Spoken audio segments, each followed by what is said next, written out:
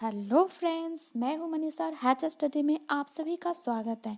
Friends, मैं कुछ कारण मैं कुछ बिजी चल रही थी, इसके कारण वीडियो अपलोड नहीं कर पाई थी। लेकिन अब आपके मैसेज और फिर ईमेल बहुत सारे आ रहे थे, तो मैं सोची कि अब डालना चाहिए। तो चलिए फ्रेंड्स, आज से हम लोग स्टार्ट करेंगे। लेकिन हाँ दोस्तों, आप हमारे चैनल को ज़रूर से ज़रूर लाइक करें, सब्सक्राइब करें एंड ज़्यादा से ज़्यादा वीडियो को शेयर करें, ताकि ये सब आप करते हैं तो मुझे भी मोटिवेशन मिलता है, ठीक है, और वीडियो बनाने में और भी मुझे ज़्यादा इंटरेस्ट आता है। तो चलिए फ्रेंड, आज से हम लोग सफ़र स्टार्ट करते हैं। तो आज का जो पहला क्वेश्चन है फ्रेंड, उसमें बोला गया है, यदि एक समबाहु त्रिभुज का क्षेत्रफल 24 अंडर रूट हो तो इसका परिमाण क्या होगा। तो देखिए फ्रेंड्स, हम लोग को सबसे पहले ये देखना है कि समबाहु त्रिभुज का क्षेत्रफल क्या होता है। तो समबाहु जो त्रिभुज होता है उसका क्षेत्रफल होता है √3/4 और भुजा का स्क्वायर, ठीक है फ्रेंड्स। और देखिए यहाँ पे इसका वैल्यू दिया गया है कि समबाहु त्रिभुज का क्षेत्रफल कितना है, तो आपका है 24√3, ठीक है फ्रेंड्स। तो अब हम लोग क्या करेंगे कि इसको मतलब हम लोग पहले भुजा जो स्क्वायर है उसका वैल्यू फाइंड करेंगे। तो जब हम लोग ए का स्क्वायर लिखेंगे इक्वल टू, देखिए ये जो आपका ये जो वैल्यू है √3/4, इसको जो हम लोग राइट साइड लाएंगे, ठीक है, तब हम लोग को कितना मिलेगा, 24 × 4, ठीक है। तो ए बराबर हम लोग का क्या हो जाएगा फ्रेंड्स, ए बराबर हम लोग का हो जाएगा 4√6। देखिए यहाँ पे हम लोग को क्या बोला है, परिमाप, ठीक है, परिमाप ज्ञात करने। तो परिमाप क्या होता है, समबाहु त्रिभुज का परिमाप होता है 3 × भुजा मतलब ए। तो देखिए हम लोग अब क्या करेंगे कि ये जो आपका 4√6 है उसको हम लोग 3 से मल्टीपल करेंगे, तो जो हम लोग का आंसर आएगा वही आपका हो जाएगा आंसर। तो ये हमारा आंसर क्या होगा, 12√6, ठीक है फ्रेंड्स, यही आपका आंसर। देखिए आपका ऑप्शन नंबर डी आपका आंसर है। चलिए अब हम लोग क्वेश्चन नंबर सेकेंड देखते हैं। इसमें बोला गया है, जीवन की मूलभूत इकाई क्या है। चलिए फ्रेंड्स बताइए। तो जीवन की जो मूलभूत इकाई है वो हमारी कोशिका मतलब सेल होती है, इसलिए इसका ऑप्शन नंबर ए फ्रेंड्स आपका करेक्ट होगा। क्वेश्चन नंबर थर्ड में देखिए आपको बोला गया है कि HIDE, देख लेना फ्रेंड्स, हाइट, इसका जो कोडिंग में होता है आपका होता है 1440 मतलब 1440। उसी कोडिंग में आपको बताना है कि WIDE बराबर क्या होगा। ओके फ्रेंड्स, तो चलिए अब बताइए कि क्या होगा। तो देखिए यहाँ पे लिखा हुआ है HIDE, ठीक है, इसका बराबर क्या हो रहा है आपका 1440। तो देखिए फ्रेंड्स, इसमें एक्चुअली में हुआ क्या, देखिए एच क्या होता है, 8 में होता है। जब ABCD का काउंटिंग आप कीजिएगा तो फिर देखिए आपका 9 क्या में 9 में होता है, सॉरी आई क्या में होता है 9 में। उसी तरह डी का हम लोग बात करें तो वो 4 में आता है। उसी तरह ई का बात करें तो ये हमारा 5 में होता है। जब आप सबको मल्टीपल करोगे मतलब गुना करोगे, तब आपका जो टोटल ऑफ नंबर आएगा आपका आएगा 1440। उसी तरह देखिए हम लोग को करना है। तो डब्ल्यू कितना में आता है फ्रेंड्स, तो आपका आता है 23rd में।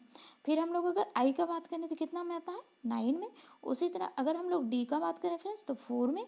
उसी तरह ई का बात करें तो 5 में। जब हम लोग सबको मल्टीपल करेंगे तब हमारा हो जाएगा 4140। ये हमारा फ्रेंड्स आंसर होगा। तो अब आप बताइए कि कौन सा मतलब इसका आंसर होगा। देखिए option number C friends correct होगा। चलिए अब हम लोग देख लेते हैं क्वेश्चन नंबर 4। इसमें बोला गया है, यदि कोई व्यक्ति किसी पंक्ति में दोनों ओर से मतलब कि 14वें स्थान पर है तो व्यक्ति मतलब कि उस पंक्ति में कुल कितने टोटल ऑफ आदमी है मतलब मेंबर है। तो देखिए फ्रेंड्स, आपको दोनों तरफ से बोल रहा है, मतलब ये लाइन है, ये आपका 14 नंबर में, इधर से हम लोग काउंट करेंगे तो भी आपका 14 आएगा, इधर से हम लोग काउंट करेंगे तो भी आपका 14 आएगा, ठीक है फ्रेंड्स। तो चलिए मैं आपको समझा दी, अब मैं आपको इसको डिटेल्स में बताती हूँ। देखिए हम लोग क्या करेंगे कि एक तरफ से 14 आ रहा है, फिर हम लोग ये जैसे कि हम लोग माने कि हमारा के तरफ से चल रहे हैं तो हमारा 14 नंबर आया। हम लोग लेफ्ट तरफ से फिर तो चलेंगे तो हमारा 14 नंबर आया, तो टोटल कितना हो जाएगा 28। लेकिन देखिए ये जो आदमी है, ये जो आपका आदमी है वो इधर से भी काउंट हो रहा है और इधर से भी काउंट हो रहा है, तो ये 2 बार काउंट हो रहा है ना, इसलिए हम लोग क्या करेंगे एक को माइनस कर देंगे, तो हमारा आंसर कितना हो जाएगा 27, ठीक है फ्रेंड्स। तो चलिए अब बताइए इसका कौन सा आंसर होगा। तो ऑप्शन नंबर डी देखिए आपका 27 है, इसलिए वो हमारा करेक्ट होगा। अब हम लोग देख लेते हैं क्वेश्चन नंबर 5। यहाँ बोला गया है कि निम्नलिखित में से कौन सा न्यूनतम छिद्र युक्त है। चलिए फ्रेंड्स बताइए कौन सा है। तो देखिए चिकनी मिट्टी, जो चिकनी मिट्टी होती है ना फ्रेंड्स, वो उसमें ना न्यूनतम छिद्र युक्त होता है, ठीक है। इसलिए इसका ऑप्शन नंबर सी आपका जो है वो आपका करेक्ट होगा। चलिए अब हम लोग देख लेते हैं क्वेश्चन नंबर 6। इसमें बोला गया है कि एक जो दुकानदार है वो आपको 20% और 10% की दो अनुक्रमांकित छूट देता है, और जो उसका जो उत्पाद होता है उससे उसको 108 रुपया पाता है, तो उसका वास्तविक मूल्य ज्ञात करें। ठीक है फ्रेंड्स, तो चलिए इसका जो वास्तविक मूल्य कितना मतलब कि हम लोग को फाइंड करने का है, लेकिन उसका पास जो टोटल ऑफ अमाउंट कितना है 108। ठीक है फ्रेंड्स, तो हम लोग क्या करेंगे 108 इंटू, सबसे पहले हम देखें उसको क्या है 20% और 10% का छूट देता है। ठीक है, तो आपका हो जाएगा 100/80। ठीक है, क्योंकि पहले में क्या दिया है 20% का, दूसरे में क्या किया है 10% का। ठीक है, तो 100/90।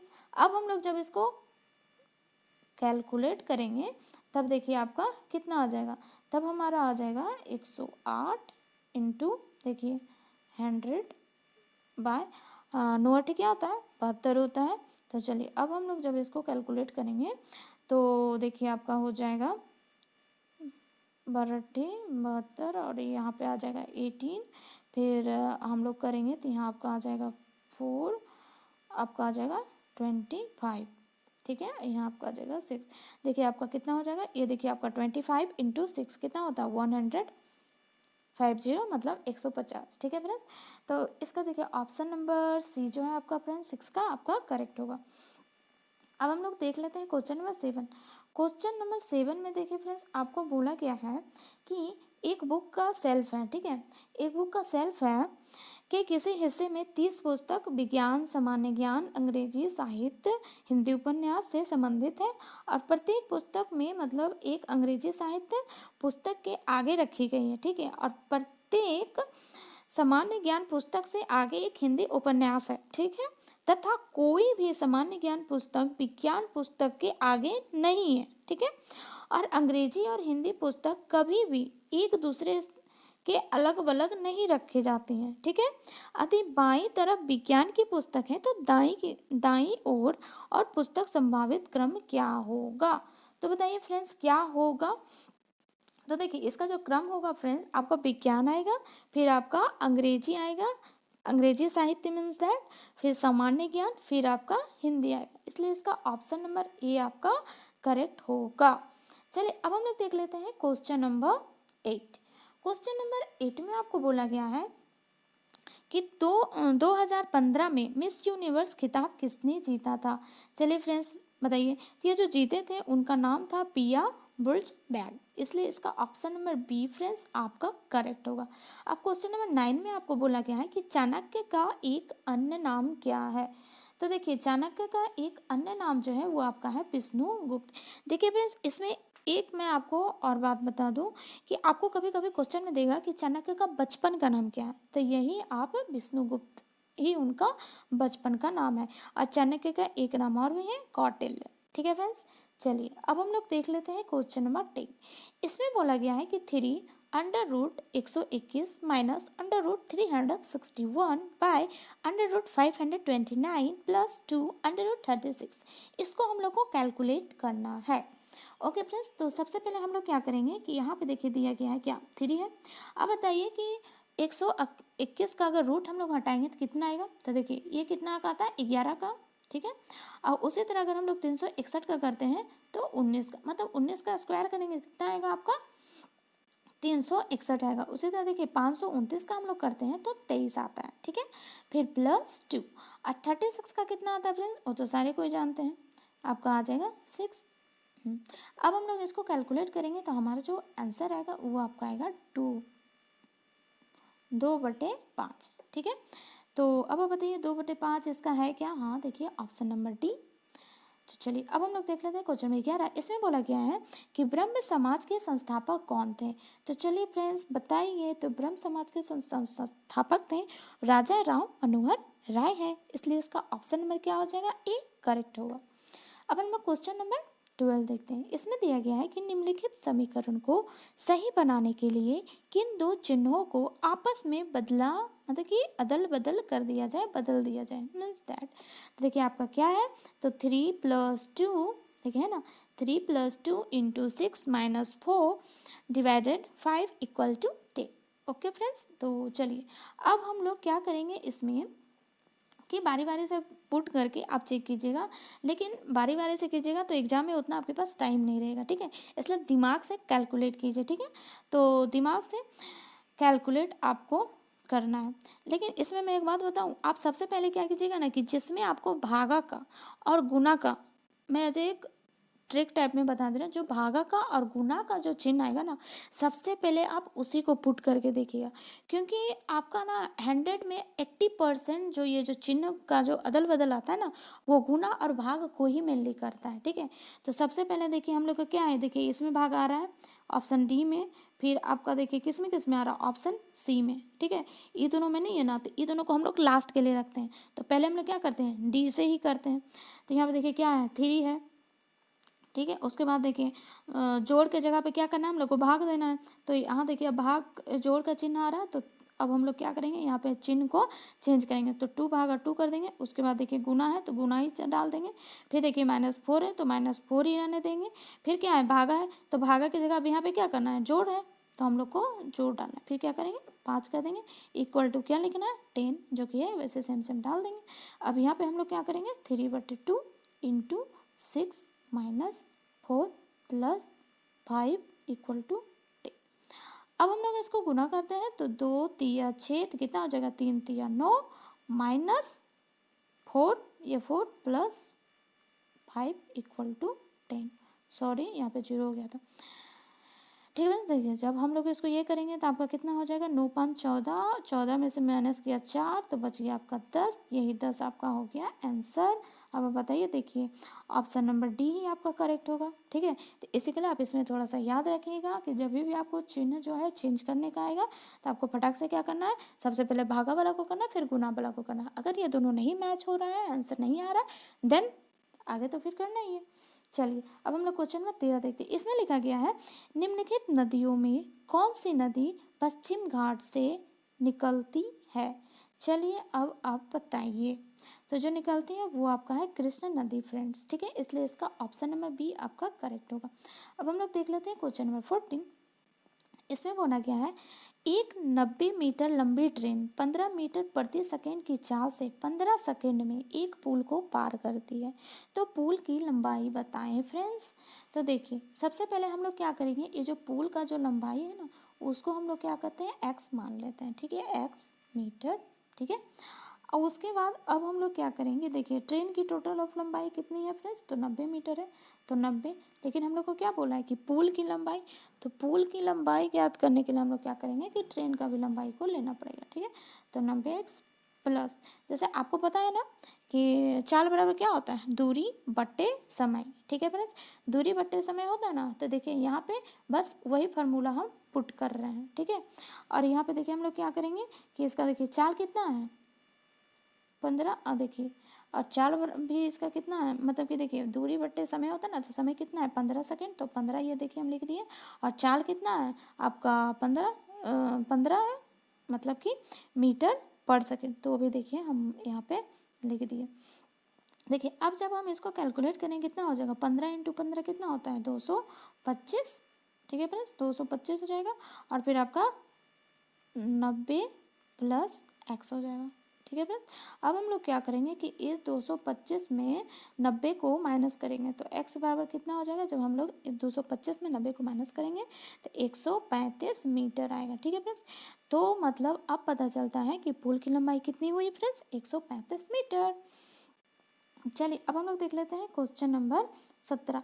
इसमें बोला गया है कि निम्नलिखित में से, मतलब इसमें बोला गया है कि निम्नलिखित में से, एक मिनट मैं क्वेश्चन नंबर मैं क्वेश्चन नंबर 15 आपको नहीं करवाई, तो मैं वो करवाती हूँ पहले। सुभाष चंद्र बोस के पिता कौन थे? चलिए फ्रेंड्स बताइए सुभाष चंद्र के पिता कौन थे? तो उनके पिता का नाम था जानकी नाथ बोस। ठीक है फ्रेंड्स, इसलिए इसका ऑप्शन नंबर बी आपका करेक्ट होगा। अब क्वेश्चन नंबर हम लोग 16 देख लेते हैं। इसमें बोला गया है कि एक आदमी 4 किलोमीटर प्रति घंटा की गति से 3 घंटे चलता है और समान दूरी को वापस 16 किलोमीटर प्रति घंटा की गति से दौड़ता है, तो दौड़ने में उसको टोटल टाइम ऑफ पीरियड कितना लगा?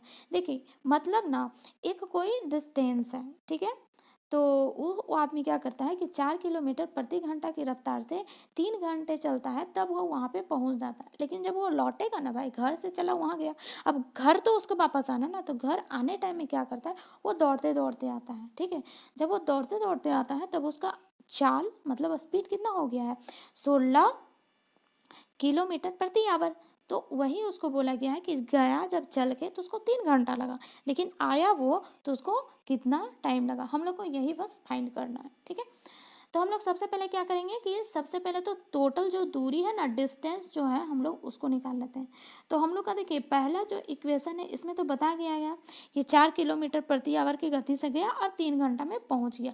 मतलब इसमें देखिए चाल दिया गया है और समय दिया गया, और मैं आपको क्या बताई थी, चाल बराबर क्या होता है, दूरी बट्टे समय, और डिस्टेंस बराबर क्या होगा, चाल इंटू समय हो जाएगा फ्रेंड्स।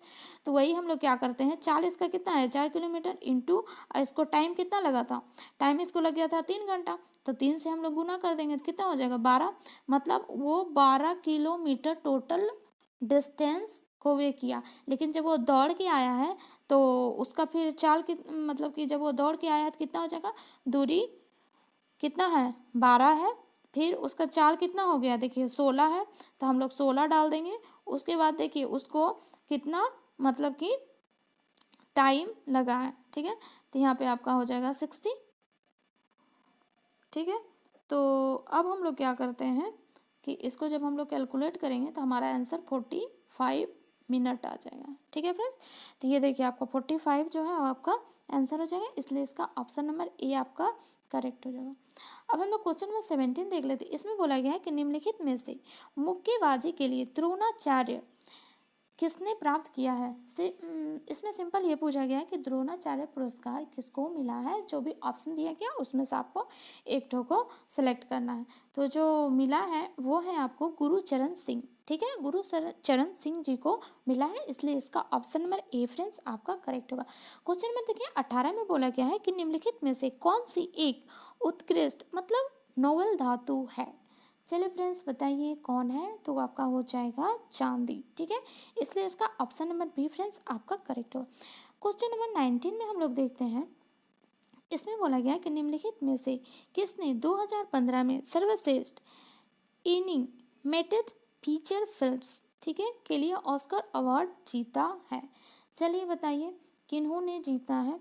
ये आपको जीते हैं बिग हीरो। ठीक है, इसलिए इसका ऑप्शन नंबर बी फ्रेंड्स आपका करेक्ट हो जाएगा। अब देख रहे हैं क्वेश्चन नंबर 20 में बोला गया है कि एक निश्चित कूट भाषा में PORT को 2491 लिखा गया है, उसी तरह MUCE को 6538 लिखा गया है। तो आपको कंप्यूटर को उसी लैंग्वेज में कोडिंग करके बताना है कि क्या होगा। तो देखिए हम लोग क्या करते हैं अब यहाँ पे कि सबसे पहले क्या है, P है, O है, R है और T है। तो इसको क्या लिखा गया है 2491। उसी तरह दूसरा क्या है, M है, U है, C है और E है।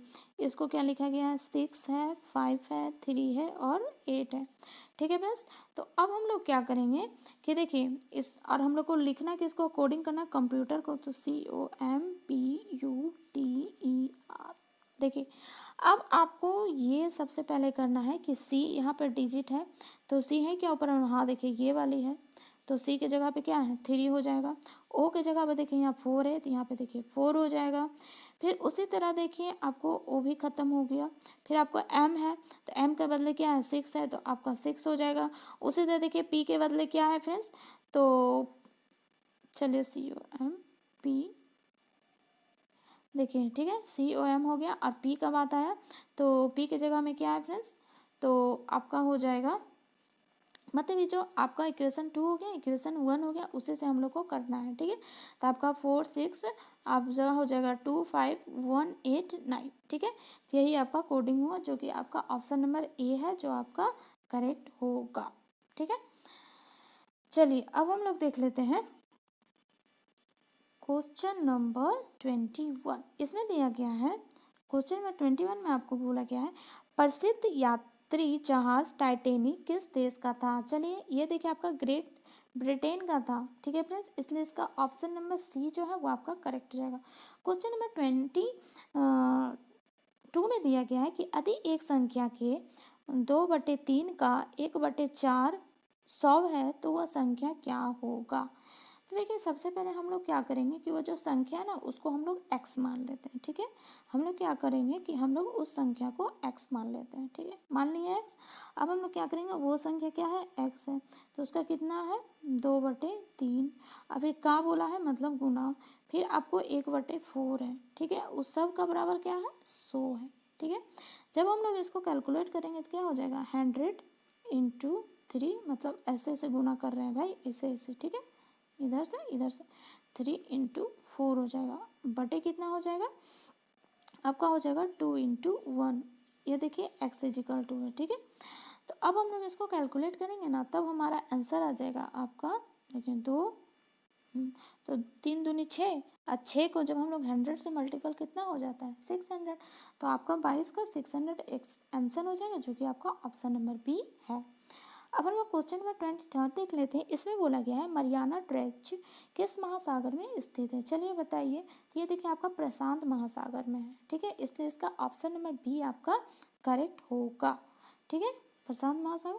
चलिए अब आप बताइए कि मानव शरीर में सबसे छोटी हड्डी कौन सी है। देखिए बहुत ही कॉमन क्वेश्चन है और बहुत ही इम्पॉर्टेंट है। चलिए बताइए कि मानव शरीर की सबसे छोटी हड्डी कौन सी है, तो आपका स्टेपिस है। ये कहाँ की हड्डी होती है फ्रेंड्स, ये कान की होती है। चलिए अब आप एक क्वेश्चन मेरे को कमेंट में करके बताइए कि मतलब कि जब इंसान छोटा होता है ना, बाल्यावस्था में होता है, तब उसको उसकी बॉडी में कितनी हड्डियां होती है। बैक्स में तो आप लोगों को पता ही होगा कि 206 होता है। अब मानव शरीर की सबसे बड़ी हड्डी कौन सी होती है, फीमर की हड्डी होती है। कहाँ होता है, तो जांग में होता है। आपको बताना है कि बच्चे जब हम लोग रहते हैं, जब बच्चे या फिर होते हैं, नवजात होते हैं, तो उनके शरीर में कितनी हड्डियां होती हैं। ठीक है, चलिए अब आपको क्वेश्चन नंबर 25 में बताना है कि पीछे की ओर उड़ने वाला एकमात्र पक्षी कौन सा है। चलिए बताइए कौन सा है, तो ये देखिए आपको फ्रेंड्स हमिंग बर्ड होगा, ऑप्शन नंबर ए आपका करेक्ट होगा।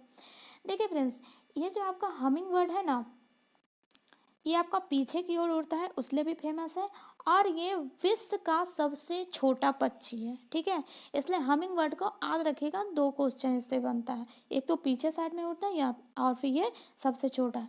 और विश्व का सबसे बड़ा पक्षी कौन है फ्रेंड्स, तो शुतुरमुर्ग है। तो चलिए फ्रेंड्स, इस पार्ट में इतना ही, और बाकी का जो क्वेश्चन है वो हम आपको दूसरे पार्ट में बनाकर अपलोड जल्दी ही अब करेंगे। अब हमारा वीडियो फटाफट आने वाला है। अब फटाफट आप भी क्या कीजिए, वीडियो को लाइक कीजिए, सब्सक्राइब कीजिए और ज़्यादा से ज़्यादा कमेंट कीजिए, ताकि मैं भी मोटिवेट हूँ और फटाफट वीडियो और भी मैं बना सकूँ। चलिए friends, thank you and bye bye.